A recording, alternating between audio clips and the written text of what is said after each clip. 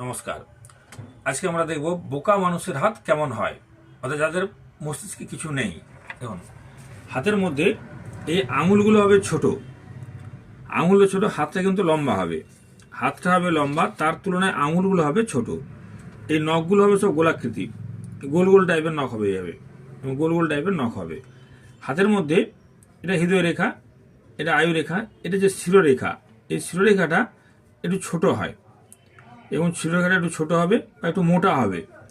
আর এই বৃদ্ধাঙ্গুলিটা এই হাতের থেকে অনেক দূরে সরে থাকবে, এটা তবু অনেকটা সামনে আছে, এরকম এদিকে আরও দূরে সরে থাকবে। আঙুলগুলো ছোটো ছোটো হবে, সেই তুলনায় হাতের চেটাটা অনেক লম্বা বেশি হবে এবং হাতটা লম্বা টাইপের হবে। নখগুলো এরকম ছোটো ছোটো গোলাকৃতি নখ হবে। বৃদ্ধাঙ্গুলিটা হাতের থেকে অনেকটা সরে আসবে, অনেকটা ছড়িয়ে থাকবে, দূরে সরে থাকবে। আর আঙুলটাও ছোট হবে।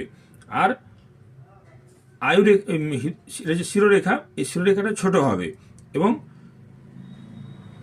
একটু মোটা টাইপের হবে এবং শনির ক্ষেত্রে কিছু রকম দাগ দাগ থাকতে পারে। এরা হচ্ছে, এই হাতটা হবে বোকা মানুষের হাত, অর্থাৎ এদের মাথায় বুদ্ধি বলে কিছু নেই।